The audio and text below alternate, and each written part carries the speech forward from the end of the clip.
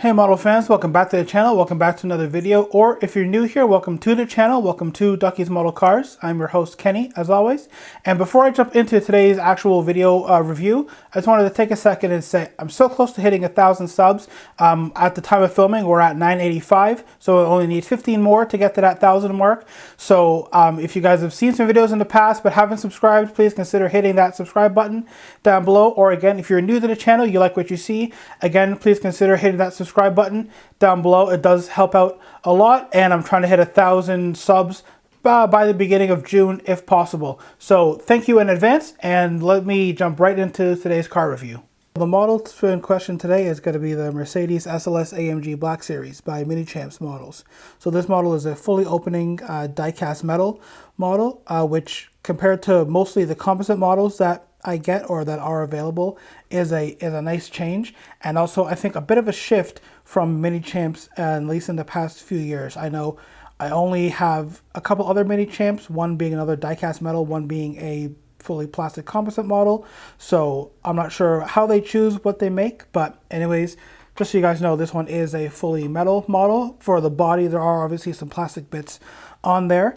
And then if you guys are looking at the model thinking it looks a bit familiar in terms of the color and the spec and everything, you would be a little bit correct, but also not entirely. So of course I'm referring to the fact that this is pretty much an exact replica of Shmee 150's SLS Black Series that he has.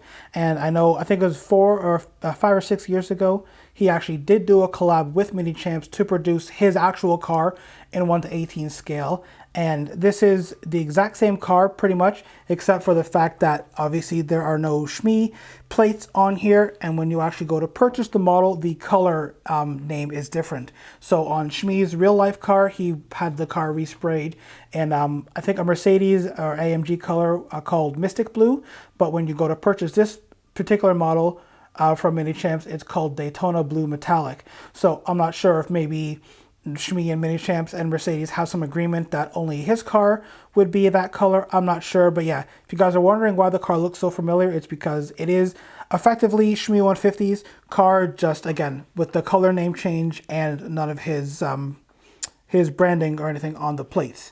So moving on from that, as I mentioned, the model is fully opening. Before we jump into opening up the model, I want to touch on some of the exterior details.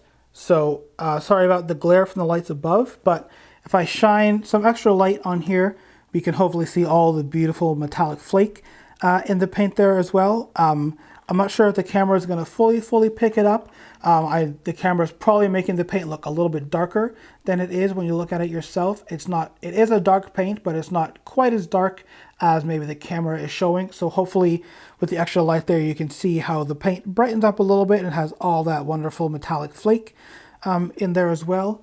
In terms of some other details on the outside, the little vent on the hood there is finished in carbon fiber, which actually looks pretty good. Of course, it has the 2 rear vents on the hood to help with escaping air. The mirrors themselves are also finished in carbon fiber. Now, I say carbon fiber, it's plastic molded and kind of replicated carbon fiber, but it does look very well presented on the model. And also the rear wing is finished in carbon fiber, as long as the rear diffuser, which we'll check out momentarily. Other little features, it doesn't open at all, but of course we have the chrome for the fuel filler cap right there. So that's a pretty good detail as well. The wheels are nice. I don't know how big of a fan people are for the full silver wheels, but again, given the car that this is based off of, it works well. Personally, if I was going to buy the car, I probably would have had either the fully black wheels or sort of the two-tone AMG wheels where you have the little bit of a chrome lip around the outside.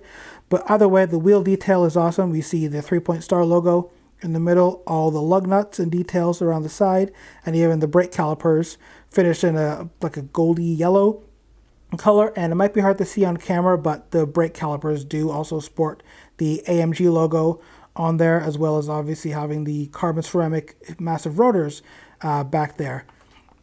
If we move to the front a bit more, again, some more carbon fiber. The entire front lip there is in carbon fiber with front splitter.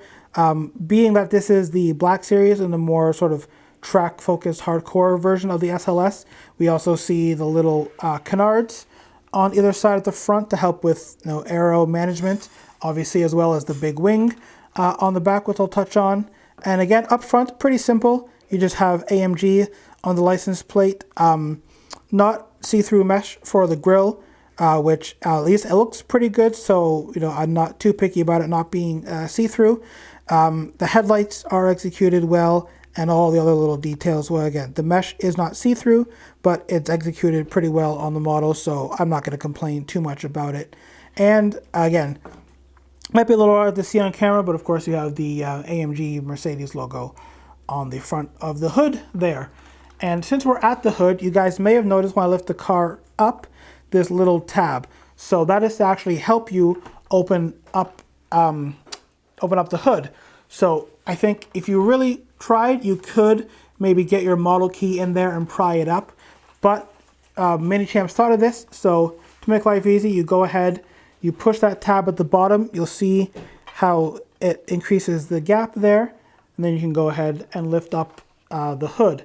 Now, one thing of note, the hood does kind of sit freely on its own, but there are no supports to help hold it, so it will just sit there if you don't touch it, but if you do kind of move the model or bump it, it can just slam back down. So just something to note there, although I think as long as the hinges are working properly, it should just stay up. Moving into the engine bay, not a whole lot to see. This is where one of my little nitpicks does come in. So you can see the sort of plasticky carbon fiber detail, which is not as glossy as the outside. I would have liked to see them maybe carry that glossy carbon fiber detail onto the inside, as I know in the engine bays of this car, it does have some of that nice glossy carbon fiber, especially on sort of this top, more presentable area. But again, the detailing in the plastic is actually pretty good, so I won't take too many points off of there. Of course, we have your two air boxes up top. This is a naturally aspirated engine in real life, but it's a big 6.2 liter V8, so you need as much airflow as possible. Of course, we see the top of the engine right there, and it'll be really hard to see on camera. But of course, with every AMG, you have the one man, one engine philosophy. And to know that it's a Black Series, you have the black badge in the engine bay.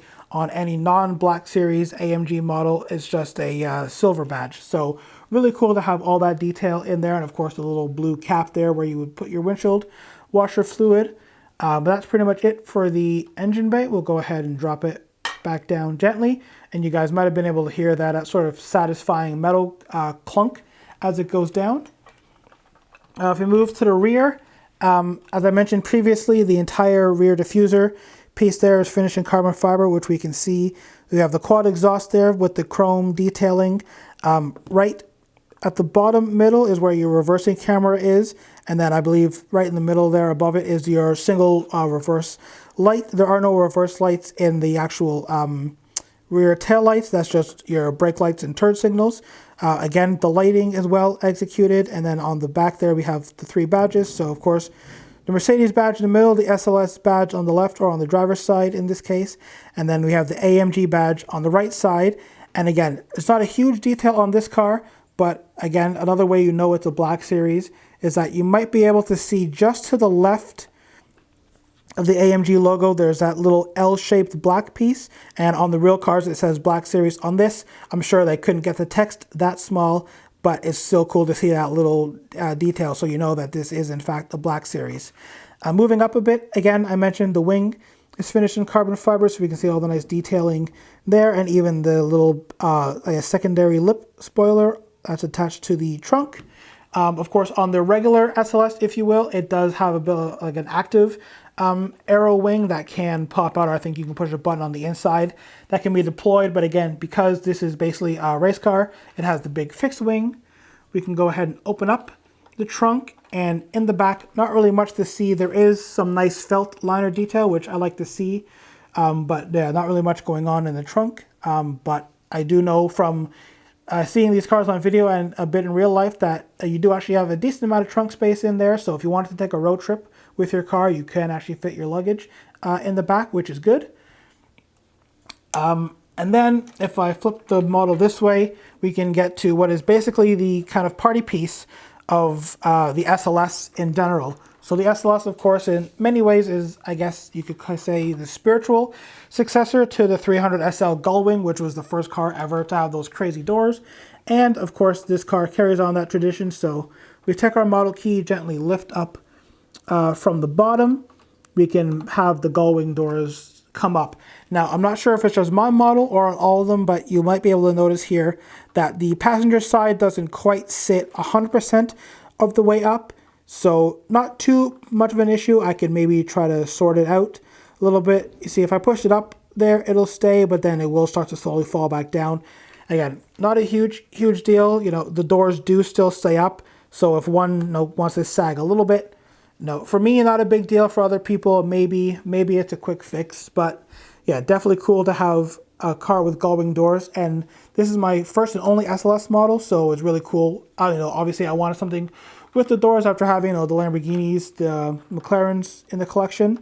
And then the interior detail is really nice as well. You can see the red seat belts there for a bit of contrast. Of course, the red on the seatbelt buckle. I think we have the sport, or I think they're called the Daytona style seats, maybe GT style seats in this car. Anyways, the kind of famous AMG seats. And it'll be hard to see on this camera, so I'm going to switch to another camera to get a better look at the interior details. If I try and dive a little bit closer into the interior here, you can get a better look at that wheel that I was mentioning. You can kind of just see up there again, that old school fully analog dash with a little digital screen in the middle that gives you some readouts. The silver, or I guess metal pedals down there. And then if we look at the center console, where at the top you can see the AMG logo is where, of course, the screen would be. Right below it there, all those button controls are your entertainment controls. So I think that's a big play pause button in the middle.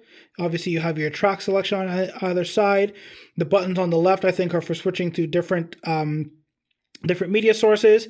And then on the far right side there, you can't really tell on here, but I know from seeing it in person that those are actual numbers. So back in the day, early Bluetooth, when you wanted to call somebody, you actually could use the number pad there to actually dial. And of course, if you are on the nav screen, you would use the numbers to actually put in an address as well. If you move down a little bit, obviously the rest of the center console, we can see is finished in the same carbon fiber finish as we have on the exterior carbon bits. So the two big buttons kind of in the middle are your climate control buttons. Obviously we have the gear select knob very prominent in the middle there. And then if I can sort of get my pointer in there, so up at the very top here would be your drive mode selector. Right below it, you can hopefully maybe see there's a bit of red there, excuse me. That is, of course, your start-stop button. And then I think the other buttons here, I think, are like your suspension settings. I think one of them is to put the car into manual mode. And I think one is, I believe, for the exhaust. I'm not sure, but there's some other buttons down there that helps them control some other car functions. You have another little selector button down here as well, and then you have the armrest there in the middle.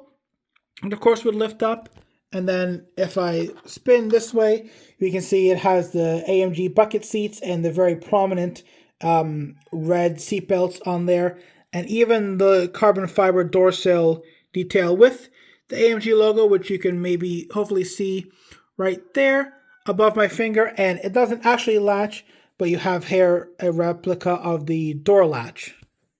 And speaking of the doors, as I kind of awkwardly hold the model here, we can see the detail on the door is actually pretty good. You can see the pull handle there, and then you can see the speaker there, the lock button, and then what will be the actual release for the door handle. Not a whole lot going on with the doors, but again, no storage in the SLS doors because, of course, you lift them up like this, and you're going to risk stuff actually falling out of the vehicle.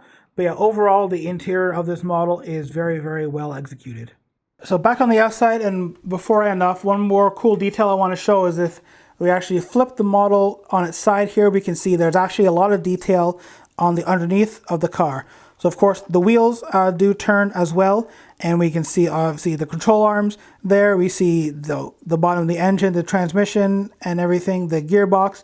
all presented down there. And I always like this detail on models. I know obviously the real car looks like this, but it could be very easy, I guess very cheap, to just have the bottom of the floor flat. But I do like when model companies actually, you know, recreate the entire model as best as they can. So to end off, I thought it'd be fun just to see what the car looks like all fully opened there. So obviously, if we drop that down a little bit, it looks really cool with the gull-wing doors and everything all up in that way. And just to let you guys know, so I got this car online. I bought it from SA Model Cars or Small Ants Model Cars.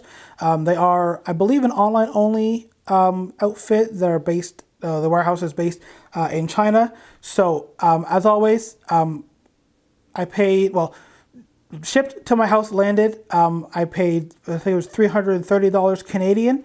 And that was even with some discounts on the website.